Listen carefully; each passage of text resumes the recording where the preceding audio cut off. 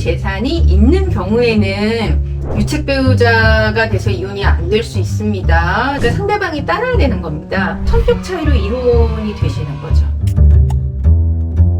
안녕하세요. 이혼 생각은 없지만 재미있고 유익해요 라고 하셨는데, 이혼 생각이 없는데 그래도 유익한 방송, 남들한테 알려주실 수도 있고요. 그죠?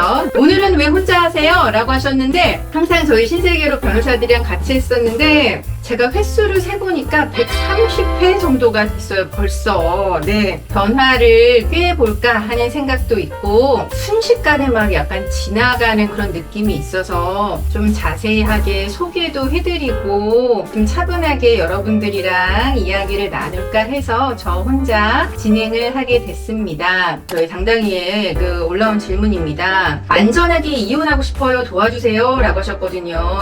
저는 결혼한 지 20년 차 된 가정주부입니다. 자녀는 딸아이 1명 있습니다. 아이가 고3이라 곧 대학에 들어갑니다. 아이 대학 때까지만 참고 살자 하고 버텨왔는데 버티고 사는 것이 너무 힘들다고 하세요. 시댁은 아무 때고 전화와서 오라고 하면은 내 의사하고 상관없이 남편은 바로 시댁을 가야 하는 사람이라고 하네요. 게다가 제사도 무엇도 아니고 그냥 시어머니 친척들이 한 지역에 모이는데 아침부터 그 집에 가서 밥 짓고 또 다음 친척집을 또 방문하고 밥 먹고 이런 것 때문에 회사에 휴가를 내라는 시댁이네요. 이거는 조금 심한 것 같습니다. 네, 그래서 나는 이제 남편한테 중재를 요구했지만 남편을 화를 내고 막 버럭 소리를 지르고, 이혼하면은 가만두지 않겠다고 남편이 협박도 하고 막 이런 상황이어서 안전하게 이혼하고 싶다라고 이제 글을 이제 올려주셨는데요. 아무래도 같은 집에서 살면서 하실 수도 있겠지만 이제 집을 나와서 진행하신다고 하면은 이혼 소송이랑 동시에 접근 금지, 사전 처분 이런 것도 진행하실 수 있고, 혹시 이혼 직전에 이런 사건이 발생하면 경찰의 도움 받으실 수도 있거든요.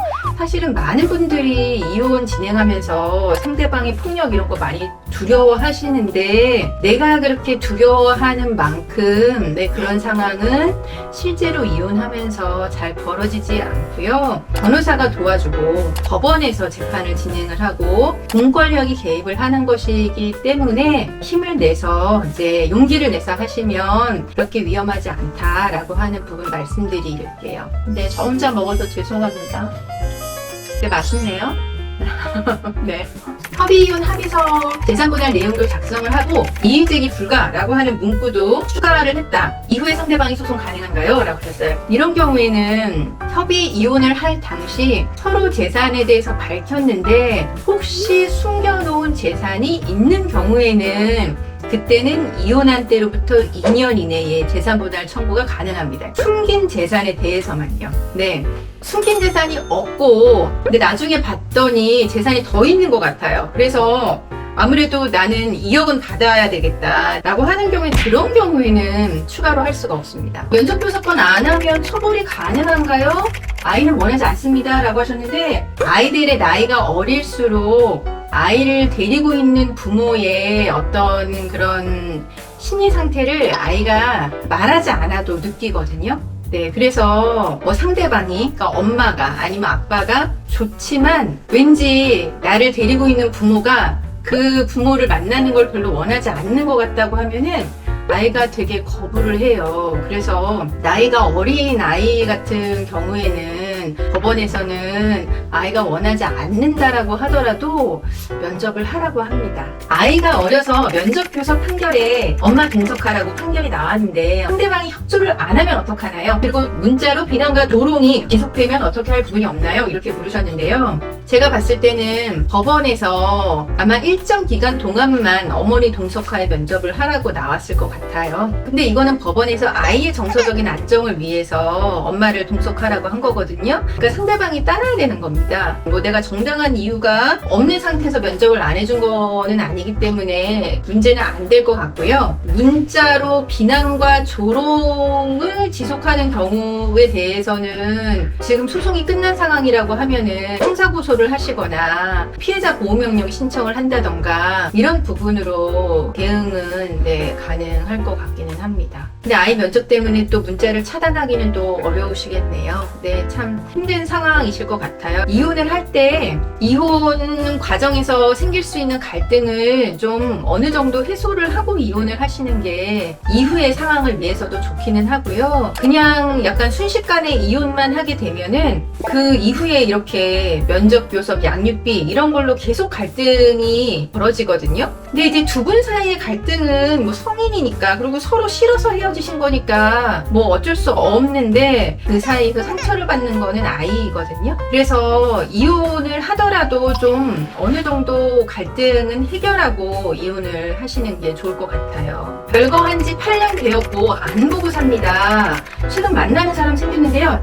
들키면 혹시 이혼 안 될 수 있을까요? 라고 하셨는데 네, 그렇습니다. 지금 상황에서 만약에 내가 이혼 소송을 했는데 상대방이 내가 다른 이성을 만나고 있다 라고 하는 거를 이야기를 하면은, 밝히면 내가 유책 배우자가 돼서 이혼이 안 될 수 있습니다.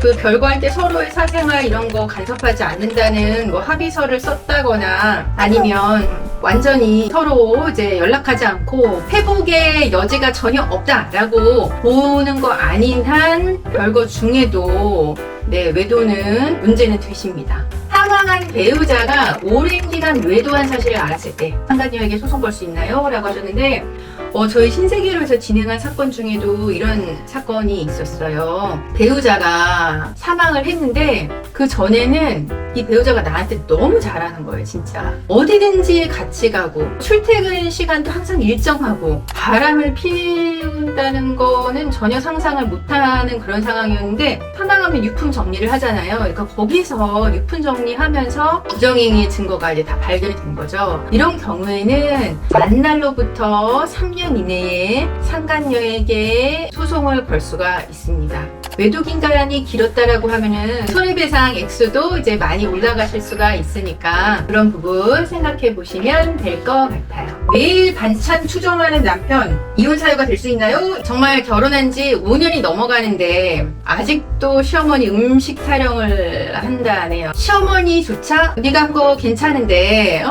왜 뭐라고 하냐. 그런데도 남편이 밥 먹을 때마다 인상을 쓴대요. 세상에. 한상 잘 차려줘도 맛있다라고 말하는 적이 없답니다. 짠해, 싱겁네, 뭐 이거밖에 안 되냐 막 이러면서 밥 먹을 때마다 숟가락으로 머리통을 치고 싶다라고 하세요. 물론 그 이외에도 할 말이 많지만 밥 먹을 때 정말 같이 못 살겠다 이런 생각이 가장 많이 든답니다. 물론 반찬 추정 자체는 항상 이혼 사유가 되기는 조금 어렵습니다. 하지만 저 같아도 이혼하고 싶을 것 같아요. 차라리 그냥 배달 음식을 시켜서 먹으시거나, 아니면 시어머니 반찬만 시어머니한테 미루세요. 남편이 이렇게 어머니 반찬만 너무 좋아하는데 내가 하긴 어렵다. 제가 생각할 때는 이거는 이혼 사유에 해당하지 않지만 이거 하나 가지고 여러 가지 문제가 생길 것 같거든요. 이거 이외에 여러 가지 문제가 복합적으로 생기게 되면 결국은 성격 차이로 이혼이 되시는 거죠. 장기간 별거하고 파탄이 났다. 이혼 소송을 제기한 대로 남편이 계속 반찬 이야기를 한다. 그러면은 제가 생각할 때는 법원에서도 이 가정은 회복 가능성이 없구나 이러면서 심각하게 생각하지 않을까 하는 생각이 듭니다. 정말 숟가락으로 치고 싶네요 라고 하셨는데, 그렇죠? 반찬 투정 차려주는 것만 해도 저는 감사하다고 생각을 해야 된다고 봅니다. 두 명이 진행하던 거 저 혼자 진행하는 걸로 한번 바꿔봤어요. 여러분 오늘 라방 어땠는지도 의견 주시고요. 저희는 다음 주 목요일에 또 찾아뵙겠습니다. 편안한 저녁 되세요.